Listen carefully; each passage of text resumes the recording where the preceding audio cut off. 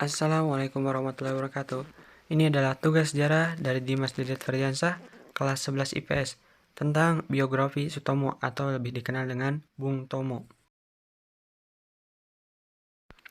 Sutomo lahir di Surabaya, Jawa Timur 3 Oktober 1920, meninggal di Padang Arafah, Arab Saudi 7 Oktober 1981 pada umur 61 tahun. Beliau lebih dikenal dengan sapaan akrab oleh rakyat sebagai Bung Tomo, adalah pahlawan yang terkenal karena perannya dalam membangkitkan semangat rakyat untuk melawan kembalinya penjajah Belanda melalui tentara Nica, yang berakhir dengan pertempuran 10 November 1945 yang hingga kini diperingati sebagai Hari Pahlawan.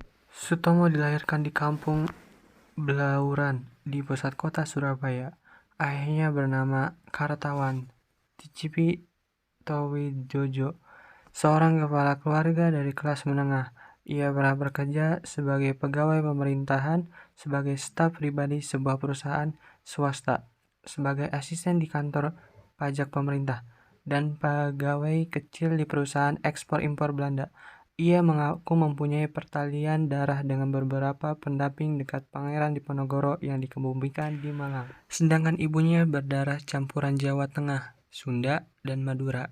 Ia pernah bekerja sebagai polisi di Kota Praja dan pernah pula menjadi anggota Sarekat Islam sebelum ia pindah ke Surabaya dan menjadi distributor lokal untuk perusahaan mesin jahit Singer. Pada usia 12 tahun, ketika ia terpaksa meninggalkan pendidikannya di Mulo, Sutomo melakukan berbagai pekerjaan kecil-kecilan untuk mengatasi dampak depresi yang melanda dunia saat itu.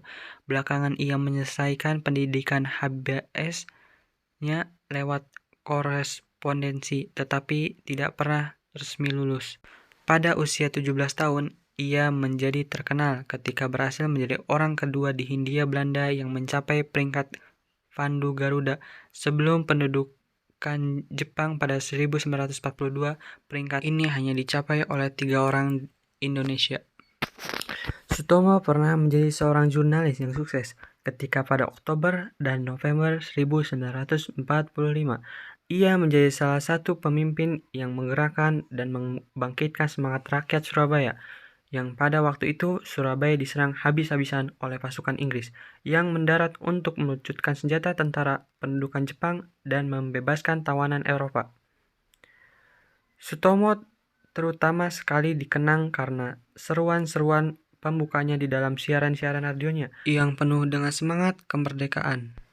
Meskipun Indonesia kalah dalam pertempuran 10 November itu, rakyat Surabaya berhasil memukul mundur pasukan Inggris dan kejadian ini dicatat sebagai salah satu peristiwa terpenting dalam sejarah kemerdekaan Indonesia.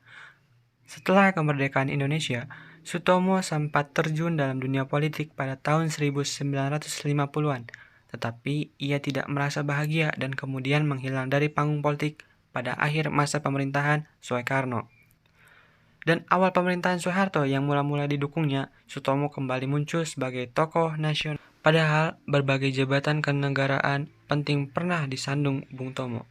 Ia pernah menjabat Menteri Negara Urusan Bekas Perjuangan Bersenjata atau veteran, sekaligus Menteri Sosial interim pada 1955 sampai dengan 1956. Di era Kabinet Perdana Menteri Burhanuddin Harahap, Bung Tomo juga tercatat sebagai anggota DPR pada 1956 sampai dengan 1959 yang mewakili Partai Rakyat Indonesia. Namun ia masih tetap berniat terhadap masalah-masalah politik, tetapi ia tidak pernah mengangkat-angkat perannya di dalam sejarah perjuangan bangsa Indonesia. Ia sangat dekat dengan keluarga dan anak-anaknya, dan ia berusaha keras agar kelima anaknya berhasil dalam pendidikannya. Sutomo sangat bersungguh-sungguh dalam kehidupan imannya, tetapi tidak menganggap dirinya sebagai seorang muslim soleh ataupun calon pembaharu dalam agama. Pada 7 Oktober 1981, ia meninggal dunia di Padang Arafah ketika sedang menunaikan ibadah haji.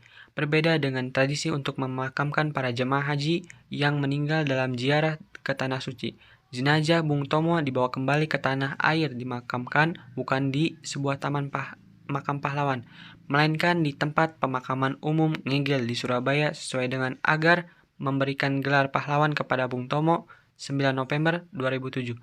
Akhirnya gelar pahlawan nasional diberikan ke Bung Tomo bertepatan pada peringatan Hari Pahlawan tanggal 10 November 2008.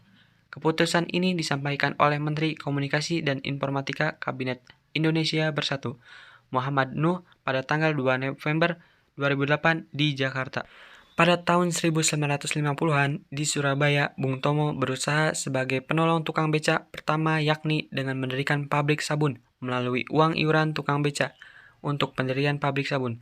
Pabrik tersebut didirikan oleh dan untuk tukang beca, akan tetapi kelanjutan ide pendirian pabrik sabun tidak berhasil dan tanpa adanya pertanggungjawaban keuangan. Sekian dari saya, kurang lebihnya mohon maaf. Wassalamualaikum warahmatullahi wabarakatuh.